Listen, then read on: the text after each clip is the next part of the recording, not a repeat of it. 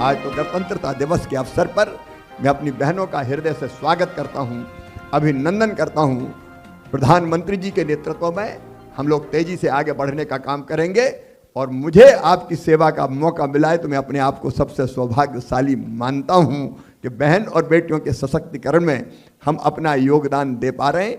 मिलकर हम काम करेंगे और अगली सीढ़ी, अगले पायदान पर भी हम तेजी से चढ़ेंगे। हम 3 करोड़ का लक्ष्य पूरा करने के लिए और तेजी से काम करेंगे ताकि हम सब बहनों को इस गरीबी से मुक्त करके आगे बढ़ा सकें और अपने प्यारे देश भारत की समृद्धि और विकास में हमारा सर्वश्रेष्ठ योगदान देंगे। हम भी आगे बढ़ेंगे और भारत को भी आगे बढ़ाने का काम करेंगे। ये संकल्प हम आज यहाँ से लेके जाएंगे कि हम अब पीछे रहने का सवाल ही नहीं है। पूरी क्षमता से काम करके आगे बढ़ेंगे, बाकी योजनाओं का लाभ भी दिलाएंगे, बाकी बहनों को भी शामिल करेंगे और सामाजिक कुरीतियों और बुराइयों के खिलाफ भी हम अभियान चलाएंगे और अपने देश को आगे ले जाने में हम कोई कसर नहीं छोड़ेंगे।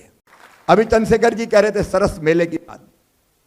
अब ये सरस मेले अभी कम संख्या में लगते हैं लेकिन ये बहुत उपयोगी है। अभी दिल्ली में लगा था, दिल्ली में हजारों लोगों की भीड़ रोज उमड़ती थी, लेकिन अब केवल दिल्ली से काम नहीं चलेगा। अब हम ये कोशिश करेंगे कि सरस मेला हम देश के बाकी भागों में भी लगाएं ताकि दीदियों को अपने उत्पाद को बेचने का सही बाजार मिल सके। बाकी जगह भी लगना चाहिए ना सरस मेले, और इसलिए अब देश के अलग अलग हिस्सों में इनका विस्तार करने का काम करेंगे और राज्य का जो आजीविका मिशन है उसके साथ मिलकर हम कोशिश करेंगे कि हर जिले में यथासंभव हम ऐसे मेले लगाएं जहां दीदी उत्पाद बेच सके। एक और आइडिया है जिस पे हम लोग काम कर रहे हैं कि अलग अलग जगह हर जिले में क्या एक आध सी मार्ट, मतलब जो अलग अलग ऐसा प्लेटफॉर्म बन जाए कि जहां हम उत्पाद बेचने आ सकें, तो उसको बनाने का भी हम लोग प्रयत्न करेंगे।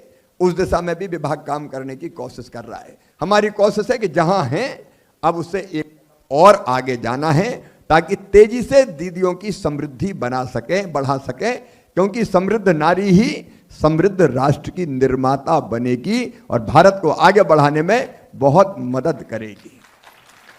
और इसलिए एक नई क्रांति और एक अगला कदम और कि तेजी से हमारी दीदियां कैसे और आगे आर्थिक रूप से सशक्त हो सके, उस दिशा में काम करने की कोशिश करेंगे।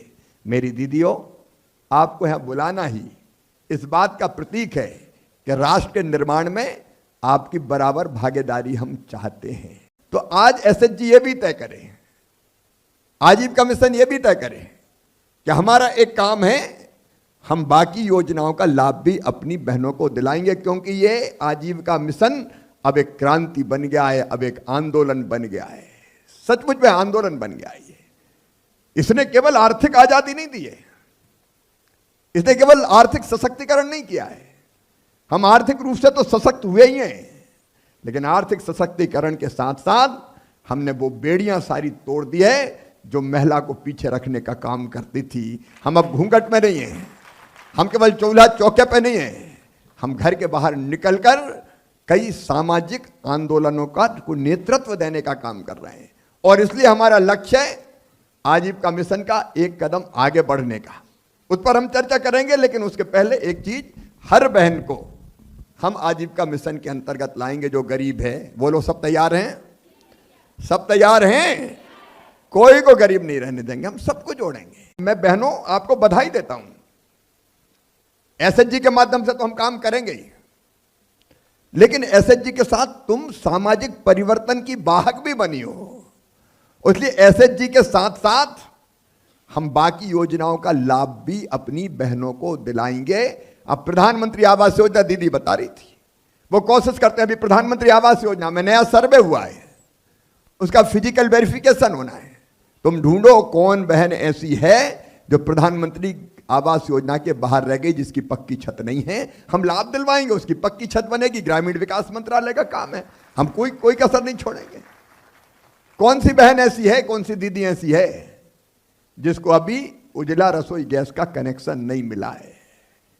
कौन सी बहन ऐसी है जिसके घर अभी जल जीवन मिशन के अंतर्गत साफ पीने के पानी के लिए नल नहीं लगा है? कौन सी बहन ऐसी है जिसको प्रधानमंत्री जीवन ज्योति बीमा जैसी योजना का लाभ नहीं मिला है? ये मैं सेल्फ हेल्प ग्रुप का काम मानता हूं, ये तय कर लो। मैं सारी योजना गिना नहीं रहा कि हमारा काम है आजीविका मिशन के माध्यम से तो आगे बढ़ना ही है, लेकिन बाकी योजना का भी पूरा लाभ दिलाना है। आज तो सच में ये जो कल्पना है आजीविका मिशन की, मैं सारे मित्रों को बधाई देता हूं जो इस काम में लगे हैं, भारत सरकार के राज्यों के भी। ये आजीविका मिशन ने तो चमत्कार किया है। इसने केवल इतना काम किया है कि बहनों के अंदर जो क्षमता है उसको प्रकट करने का अवसर दे दिया। देखो, मौका ना मिले तो कितनी भी क्षमता हो अपन में, जब तक प्लेटफॉर्म ना मिले, मौका ना मिले, तब तक हम उसको सिद्ध नहीं कर सकते।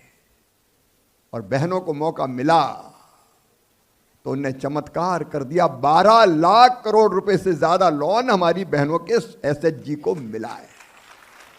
10 करोड़ बहनें आज, 10 करोड़ आज सेल्फ हेल्प ग्रुप में शामिल है। प्रधानमंत्री जी ने हमें लक्ष्य दिया कि 3 करोड़ दीदी लखपति दीदी बनानी है। और आज मैं गर्व के साथ कह रहा हूं कि प्रधानमंत्री जी के शब्द हमारे लिए मंत्र है और बहुत जल्दी हम 3 करोड़ के लक्ष्य को प्राप्त कर लेंगे। तेजी से काम चल रहा है।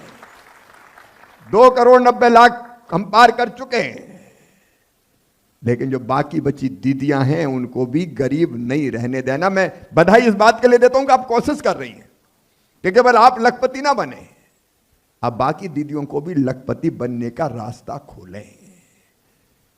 और देखो, अब ये समय आ गया है, अब समय आ गया है कि कोई भी बहन गरीब में, मैं सब बहनों को आह्वान करना चाहता हूं, आप जहां जहां काम देख रही है वहां आसपास कोई बहन अगर एसएचजी के बाहर हो तो उसको शामिल करना है। किसी को एसएचजी के बाहर नहीं रहने देना है, आजीविका मिशन के बाहर नहीं रहने देना है। हमारी कोई भी बहन गरीब क्यों रहे, कोई भी बहन मजबूर क्यों रहे। जो मेरी दीदियां यहां बैठी हैं